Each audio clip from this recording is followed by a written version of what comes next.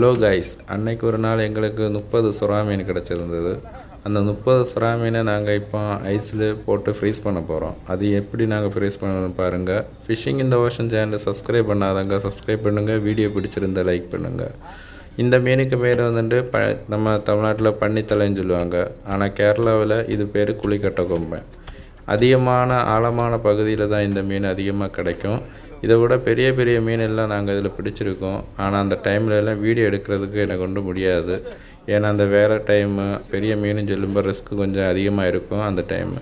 அப்போ இது வந்துட்டு ஒரு 4 அடி தாண்டின உடனே கீழே பார்த்தா 2-3 அடி ஹைட்டு பார்த்தா 4 அடி இருக்கும். அந்த 4 அடிக்கு கீழே ஐஸ் இருக்குது. ஐஸில் இருந்து அப்படியே பாலிஸ்டர் போல் சருவி போகிறதுக்குள்ள இதில் தான் இருக்குது.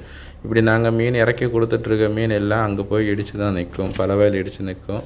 ஒரு ஆள் ஐஸ் ஒடிச்சிட்ருக்கு. இப்போ நம்ம எவ்வளோ ஸ்பீடாட்டு மீன் இறக்க முடியுமோ அந்த மீன் எல்லாம் நாங்கள் இறக்கி கொடுத்துட்டே இருக்கோம். எல்லா மீனை விட அதிகமாக நாள் பழக்கத்தில் டேமேஜ் ஆகாத மீனுன்னு சொன்னால் சுறா மீன் தான். சுறா மீன் அதிகமாக மருந்துக்கு தான் பயன்படுத்துகிறாங்க. சுறா மீன் மருந்துக்கு பயன்படுத்துகிறது இல்லாமல் இது உணவுக்கும் பயன்படுத்தக்கூடிய ஒரு மிகப்பெரிய நல்ல ஆரோக்கியமான ஒரு மீன். அது ஏன்னு கேட்டால் இதில் இருக்க நெய் தான் ஒருபாடு நம்ம சாதாரணமாட்டே ஒரு வீட்டில் குழம்பு வைக்கிறதுலே பயன்படுத்தினாலே நிறைய குணங்கள் இருக்கும். அது இல்லாமல் இதுக்கு பீலி பறக்கும் தட்டை போல் இருக்கிற இந்த பீலி தான் இந்த மருந்துக்கு அதிகமாக பயன்படுத்துகிறது. அது மட்டும் இல்லாமல் அதில் இருக்க நெய் தான் நிறைய பேர் அந்த நெய்யை தூக்கி போட்டுட்டு அந்த ஸ்கின்னை மட்டும் சதையை மட்டும் எடுத்து சாப்பிடுவாங்க, குழம்பு வச்சு சாப்பிடுவாங்க. ஆனால் உண்மையிலே அந்த குழம்புல இதில் இருக்க நெய் தான் அதிகமாக மெயினாட்டு போடணும். அது ரொம்ப நல்ல ஒரு மருந்து தான். நாங்கள் கடலில் தொழில் பார்க்குற யாருமே அந்த நெய்யை யாருமே களைய மாட்டோம், தூக்கி போட மாட்டோம். ஆனால் நிறைய பேர் நான் ரொம்ப நாள் நிறைய பேர் நான் பார்த்துருக்கேன். அவங்க தூக்கி போட்டுருவாங்க. ஆனால் உண்மையிலே அதுக்கு நெய் தான் டிமாண்ட் அதிகம். அது 1 லிட்ரு எவ்வளோ ரூபான்னு சொல்லிட்டு இருக்குது. அது வெயிலில் வச்சாலே உருகி அது லிட்ரு கணக்கில் ஒரு நெய் போல் வந்துகிட்டே இருக்கும், எண்ணெய் போல் இருக்கும். ஆனால் அது ஸ்மெல் ஒன்றும் அடிக்காது. அவ்வளோ டிமாண்ட் இருக்குது இந்த சுறா மீனில் இருக்கிற அந்த நெய்க்கு. அது தெரியாமலே மக்கள் நிறைய பேர் சுறா மீன் கட் பண்ணி அதுக்கு சதை மட்டும் எடுத்து குழம்பு வச்சு ஃப்ரை வச்சுலாம் சாப்பிட்றாங்க. ஆனால் உண்மையிலே அதுதான் ரொம்ப டிமாண்ட், அந்த நெய் தான். அடுத்து நாங்கள் இந்த வீடியோவில் மீனெல்லாம் எடுத்து உள்ளே போடுறது போல் அதுக்கு உள்ளே எப்படி கிடக்கும், அதை எப்படியெல்லாம் நாங்கள் எடுத்து ஐஸ் போடுறோம் அப்படிங்கிறத இந்த வீடியோவில் பார்க்கலாம். மறக்காமல் இந்த வீடியோ பிடிச்சிருந்தால் லைக் பண்ணுங்கள், மறக்காமல் சப்ஸ்கிரைப் பண்ணுங்கள். இப்போ ஒரு ஆள் அந்த தூண்டில் அந்த கம்பு சுற்றி அந்த தூண்டில் வாயில் இருக்க தூண்டில் நாங்கள் இப்படி கம்பு சுற்றி தான் அந்த தூண்டில் எடுப்போம். ஏன்னா சாதாரணமான மீனை போல் இல்லை, கை வச்சு எடுக்க முடியாது. இது இப்படி சுற்றி எடுத்து அது அப்படிலாம் கொஞ்சம் வேலை பார்த்தா தான் அந்த தூண்டிலே நமக்கு வரும். தூண்டிலோடு உள்ளே போட மாட்டோம். ஏன்னா அந்த தூண்டில் எடுக்கணும். அந்த தூண்டில் திருப்பியும் நம்ம மட்டில் போடுறதுக்கு கணக்காட்டு தான் இந்த தூண்டில் நம்ம எடுத்து சேகரித்து வைக்கிறோம். ஒரு தூண்டிலுக்கு இவ்வளோ ரேட்டுன்னு சொல்லி இருக்கும். அப்போ நம்ம ஒரு ஓட்டு நம்ம தொழில் போயிட்டு வரும்போது எவ்வளோ தூண்டில் நமக்கு சிலவாகும் அப்படிங்கிற ஒரு கணக்கில் நம்ம எல்லா தூண்டிலும் எடுப்போம். அது மட்டும் இல்லாமல் நம்ம ஐஸ் வைக்கிற டைமில் அங்கே கரை போய் இறக்குற டைமில் செட்டில் ஹார்பரில் இறக்குற டைமில் யாருக்காவது என்னாவது ஒரு ஃபால்ட்டு வரும். அதனால் மொத்தத்தில் நாங்கள் தூண்டில் அந்தந்த டைமில் நாங்கள் அந்த தூண்டில் எடுத்துடுவோம். வாயில் இருக்கிற தூண்டில் நாங்கள் எடுப்போம். சில டைமு வெளியில் இருக்கும், அதிக டைமு வாய்க்கு உள்ளே தான் இருக்கும். அப்போ அந்த கம்பு குச்சியை வச்சு தான் அப்படி திருப்பிங்க சும்மா கறக்கிட்டு இருந்தால் அந்த தூண்டில் சாதாரணமாட்டு வெளியில் வரும்.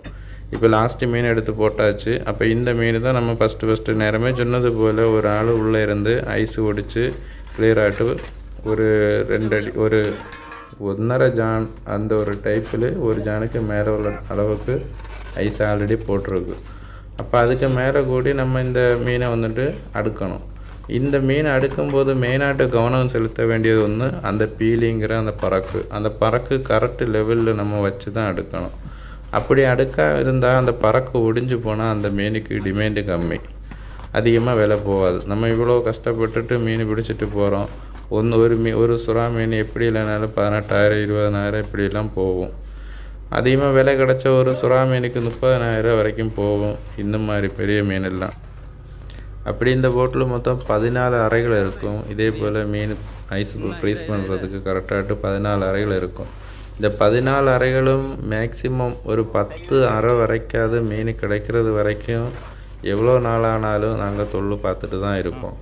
45 நாள் இருந்தாலும் 50 நாள் ஆனாலும் 60 நாள் ஆனாலும் ஒன்று டீசல் நமக்கு ஃபுல்லாக காலியாகணும், இல்லைன்னா தண்ணி காலியாகணும். அப்படி தண்ணி காலியானாலும் யார்கிட்டையாவது வாங்கி தான் நாங்கள் தொழில் பார்த்துட்டே தான் இருப்போம். டீசல் ஃபுல்லாட்டு காலியானாலும் நாங்கள் காலி ஆகிற வரைக்கும் நாங்கள் தொழில் பார்த்துட்டு இங்கேருந்து கரைக்கு போகிறதுக்கு எவ்வளோ டீசல் தேவை வருமோ அவ்வளோ டீசலை கரெக்டாகிட்டு கால்குலேஷன் பண்ணி நாங்கள் தொழில் பார்த்துட்டு தான் நாங்கள் போவோம். ஏன்னா நம்ம கஷ்டப்படுறதோட கஷ்டப்படுறோம், கொஞ்சம் கூட கஷ்டப்பட்டால் நமக்கு கொஞ்சமாவது காசு கிடைக்கும் அப்படிங்கிறது ஒரு நம்பிக்கையோட லாஸ்ட்டு ஃபைனல் டைம்லாவது மீன் அதிகமாக கிடைக்கும் அப்படிங்கிற ஒரு நம்பிக்கையோடு நாங்கள் தொழில் பார்த்துட்டு தான் இருப்போம். நம்ம எப்பளும் நம்ம பார்க்குறது போல் வீடியோவில் இப்போ பார்க்குறோம் நிறைய மீன் இருக்குது அப்படி சொன்னாலும் அது எல்லா நாளும் எங்களுக்கு அதிகமான மீன் கிடைக்கிறது இல்லை. அப்படி நாங்கள் தொழில் பார்க்குற டைமு இன்றைக்கி 50 எண்ணம் கிடச்சா நாளைக்கு ஒரு மீன் கிடைக்கிற அதே ஏரியாவில் தான் நாங்கள் மட்டு விட்டுருப்போம். மட்டு விட்டுருந்தாலும் தூண்டில் போட்டிருப்போம். ஆனால் அதே ஏரியாவில் விட்டுருந்தாலும் இன்றைக்கி ஒரு 50 எண்ணம் கிடச்சது, நாளைக்கு பார்த்தா டக்குன்னு 1 எண்ணம் தான் கிடைக்கும். எங்களுக்கே ரொம்ப ஆச்சரியம் தான். ஆனால் எங்களுக்கு கடல் தொழில் செய்கிறதுனால எங்களுக்கு அது தெரியும் எதனால் இப்படி நடக்குதுன்னு சொல்லிட்டு. ஏன்னா நீரோட்டம் அடுத்து அப்படி தண்ணிக்கு கொஞ்சம் டிஃப்ரெண்ட்டு. இப்போ ஒரு நீல கலரில் இருக்கிற தண்ணி நாளைக்கு பச்சை கலரில் இருக்கும். அப்படி கடலில் இருக்கிற தண்ணிகள் கலரே மாறும் சில டைமில். அதனால மீன் அந்த தண்ணி கூடயே போயிட்டு இருக்கும், இல்லைன்னா ஒரு ஏரியா பிடிச்சு நிற்கும். இப்படி பல ரீதியில் நமக்கு கடலில் இருக்க நம்ம ஜிபிஎஸ் கருவியை பொறுத்து நம்ம புரிஞ்சு நம்ம இன்றைக்கி கிடைச்சப்போ 50 எண்ணம் கிடைச்சா நாளைக்கு கிடைக்கலன்னா ஒன்றும் கிடைக்கலன்னா மறுநாளைக்கு நாங்கள் போய் அந்த ஒரு கால்குலேஷனில் போய் நாங்கள் தூண்டில் போட போயிடுவோம். கடல் வாழ்க்கையில் நம்ம எவ்வளோ தான் நம்ம படிச்சிருந்தாலும் இன்றைக்கி கிடைச்ச மீன் நாளைக்கு கிடைக்குமா கிடைக்காதுங்கிறது ஒரு நம்பிக்கை இல்லாத ஒரு விஷயம். ஆனால் இருந்தாலும் நாங்கள் நம்பிக்கையோடு தான் நம்ம மட்டு தூண்டில் எல்லாம் விடுவோம். நான் அப்படி உள்ள ஒரு கடல் தொழில் கிடைச்சா கிடைச்சது, இல்லைன்னா போனால் போச்சு, அவ்வளோதான் இந்த வாழ்க்கை. சின்ன கேப்பு கிடந்தாலும் நம்ம மீன் ஐஸ் வைக்கும்போது கரெக்டாக அந்த சின்ன கேப்பிலும் சின்ன ஏதாவது ஒரு மீன் எடுத்து போட்டு தான் நம்ம ஐஸு போடணும். அப்போ தான் அந்த ஐஸு போட்டு வரும்போது நமக்கு கொஞ்சம் கிளியராகிட்டு அடுத்த அடுக்க முடியும். கேப்பு விட்டு நம்ம ஐஸு போட்டுட்டோம், மீன் போடாமல் கேப்பு விட்டுட்டோம்னா அந்த இடத்துல நம்ம ஐஸு அதிகமாக செலவு பண்ண வேண்டியிருக்கும். அதனால் அடுக்கும்போது மீன் கரெக்டாகிட்டு கிளியராகிட்டு அடுக்குனா தான் நமக்கு ஐஸுலேருந்து நமக்கு லாபம் கிடைக்கும். எவ்வளோ தூரம் நம்ம ஐஸு செலவு பண்ணுறோமோ அவ்வளோ தூரம் மீன் அதிகமாக நம்ம பிடிக்க முடியாதாயிரும். அதனால் நம்ம மீன் அடுக்கும்போது கரெக்டாகிட்டு அடுக்கணும். நம்ம ஒரு 10 நாள் தாண்டிடுச்சுனாலே இந்த ஐஸ் ரொம்ப ஃப்ரீஸ் ஆகிட்டே இருக்கும். நாள் பழக்க ஆக எவ்வளோ தூரம் கரைஞ்சி போகுதோ அவ்வளோ தூரம் உள்ளே இருக்க ஐஸ் வந்துட்டு ரொம்ப கட்டியாக தான் இருக்கும், கல் போல் ஆகிட்டே இருக்கும். அப்போ நம்ம உடைக்கிறதுக்கெல்லாம் ரொம்ப கஷ்டமாக இருக்குது. இருந்தாலும் நாங்கள் கஷ்டப்பட்டு தான் நாங்கள் உடச்சி நாங்கள் போடுறோம். அது வந்துட்டு கொஞ்ச நாளில் போகிற போட்டுக்கெல்லாம் இந்த கஷ்டம் இருக்காது. ஏன்னா இதெல்லாம் ரொம்ப அதிக நாள் கிடக்கிற போட்டு, கடல்லே கிடக்கிற போட்டு. அப்படி வர்றதுனால தான் ரொம்ப கஷ்டமாக இருக்கும். ஒரு வாரத்துக்குள்ளே 10 நாளுக்குள்ளே வர்றது போட்டில் எல்லாம் சின்னதாட்டு ஷூ விட்டு மிதித்தாலே போதும், அதெல்லாம் மாவு போல் பொடிஞ்சிடும். இப்படி நம்ம கேப்பு விடாமல் அடுக்குனா தான் நமக்கு ஐஸு கொஞ்சம் லாபமாக கிடைக்கும். இல்லைன்னா அந்த கேப்பில் எல்லாம் ஐஸு போட வேண்டியிருக்கும். அதனால் சீக்கிரம் ஐஸ் எல்லாம் சிலவாயிடும். அப்போ நம்ம தொழிலுக்கு வந்ததில் பலம் இருக்காது. அதனால் மீன் அடுக்கும்போது நல்ல கிளியராகிட்டு பார்த்து அடுக்கணும். அந்த மீன் அடுக்கிறவங்க தொழிலில் வந்துட்டு இந்த மீன் அடுக்கிறவங்கள தான் மீன் அப்படின்னு சொன்னால் அது ஃபஸ்ட்டு ஒரு பாயிண்ட். அப்படி சொல்ல காரணம், நம்ம எவ்வளோ தான் மீன் பிடிச்சாலும் அந்த மீனை ஃப்ரெஷ்ஷாகிட்டு கரைக்கு கொண்டு வர பொறுப்பு வந்துட்டு போட்டில் 1-2 ஆள் மெயினாகிட்டு இருப்பாங்க. அவங்க மெயினாகிட்டு அந்த ஸ்டோரில் இறங்கி மீன் எல்லாம் கரெக்டாகிட்டு பக்குவமாட்டு அடுக்கி அந்த மீனை பக்குவப்படுத்துவாங்க. அவங்கள போல் வேறு யாரெങ്കിലും வந்தால் அவங்க அப்படி எடுக்க மாட்டாங்க. அப்படி நம்ம பாரம்பரியமாட்டு தொழில் பார்க்குறதுலே 1-2 ஆளுவோ ஒரு போட்டில் அப்படி என்றைக்குமே இருந்து வந்துட்டுருப்பாங்க. அவங்க சிரமாட்டு அந்த போட்டில் தொழில் பார்த்துட்ருப்பாங்க. அவங்களுக்கு கொஞ்சம் காசும் அதிகமாக தான் கொடுப்பாங்க. ஏன்னா நிறைய பேர் வந்து போயிடுவாங்க. ஆனால் அந்த மாதிரி ஆளும் எல்லாம் எனி டைம் தொழிலுக்கு போகிற டைம்லாம் அவங்க இருப்பாங்க. அவங்களுக்கு கொஞ்சம் காசை கொஞ்சம் அதிகமாக கொடுப்பாங்க. ஏன்னா அந்த வேலைக்கும் ரொம்ப ஒர்த்தானது தான் காசு கொடுக்குறது. ஏன்னா அவ்வளோ கஷ்டம் இருக்கும்.